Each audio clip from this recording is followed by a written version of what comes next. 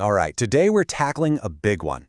It's one of the most dense and honestly one of the most influential spiritual texts out there, A Course in Miracles. This is a book that basically challenges everything you think you know about reality. So together, let's try to unpack its core ideas. Let's dive in. And right out of the gate, you get this sentence. Honestly, this is the key to the whole thing. The Course isn't about learning a bunch of new stuff to add to your brain. It's actually about unlearning an entire thought system you've just accepted as true. It's a journey into a completely different way of seeing the world and yourself. So, where do we even begin with a total reversal of thought? Well, the Course starts by laying out what it sees as the fundamental problem of just being human. And it's a wild one. It argues that this world we see, the world of bodies and time and space, it's not real. It's an illusion. And this really gets right to the heart of it. The Course is all about a choice in perception. You can see the world through the ego, and we all know what that feels like, right? Separation, fear, conflict. Or you can choose to see what it calls the real world, which is based on unity and love. And the Course says that one is our true home. Okay, this is a tough one to wrap your head around, but it's absolutely central. The Course says the world itself has no built-in meaning. All the qualities we slap onto it, scary, sad, violent, those are just our own thoughts projected outward. We're literally looking at a mirror of our own mind. So if the problem is a projection from our own minds, then, well, the solution has to be in our minds too, right? This is the big pivot point. The goal isn't to run around trying to change the world out there. The goal is to change the thought system that's doing the seeing. You can just choose a different way to look. And here's another one of those radical ideas. Our bodies, we think they're us. But the Course says, no. The body is a fence that you imagined you built to keep yourself separate from your true self, from love itself. We think it's a fortress, but it's actually a prison of our own making. Now, when the Course talks about the ego, it's not what most of us think of, like being arrogant. It's way simpler and way deeper. The ego is just the belief in separation. It's that little voice in your head that says you're alone, you're vulnerable, you're just a body. And that one belief, it argues, is the root of all our suffering. So really, it all boils down to this one simple choice. The Course says we're always listening to one of two teachers inside our mind. There's the ego, constantly broadcasting fear and separation, and then there's the Holy Spirit, which is the voice for love and for unity. The entire training is just about learning to tell them apart and consciously choose which one you want to listen to. So how do we actually do that? How do we make that choice? The Course offers one main tool for the job, but it completely redefines a word we all think we know: forgiveness. And this is maybe the most important and misunderstood part of the entire teaching.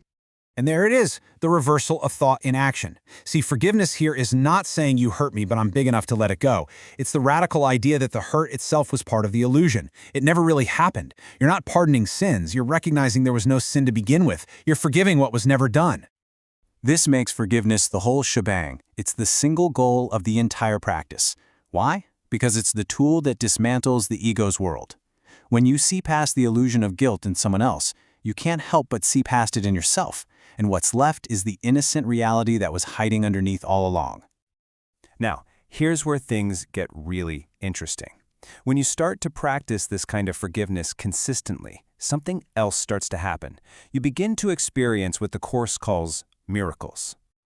But once again, let's be clear about what this word means here. A miracle isn't about walking on water or anything supernatural. It's a completely internal event. It's that moment, that click, when your perception of a person or a situation literally shifts from fear to love. It's the natural, automatic result of a forgiving mind. And this isn't just theory. The Course provides a super structured way to practice all this. There's a workbook with 365 daily lessons, one for every day of the year. It's a practical, step-by-step mind training program designed to gently pull apart the ego's way of thinking and help you have more of those miraculous shifts. This makes total sense, doesn't it?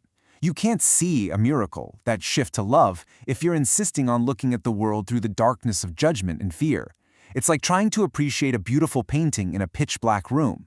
You've got to choose to turn on the light first. And that light is not some weak, flimsy thing. The Course is very clear. That light is your strength. It's a powerful force inside you that just completely denies the ego's story about you being weak and vulnerable. Choosing light is choosing your real strength. So where does all of this actually lead? What's the end game of all this forgiving and miracle working? It's about returning to a state of reality that, according to the Course, we never actually left in the first place. The Course calls this atonement. And again, forget what you think that word means. It's not about paying for sins. A better way to think of it is at-one-ment. It's simply the correction of the one single mistake, the belief that we are separate. It's the moment you finally remember that all those broken fragments you saw were actually whole the entire time. I mean, this quote just wraps up the entire journey, doesn't it? The whole practice is right here. Forgive the world you think you see, and your mind will get clear enough to tell the difference between what's eternal and real and what was just a temporary illusion. And so, the Course doesn't give you a final answer. It just leaves you with this choice, summed up in this question from the workbook. The world you experience is the result of a decision. So, is the world of fear and separation the one you really want to keep seeing, or are you willing to see it differently? The choice, it says, is yours in every single moment.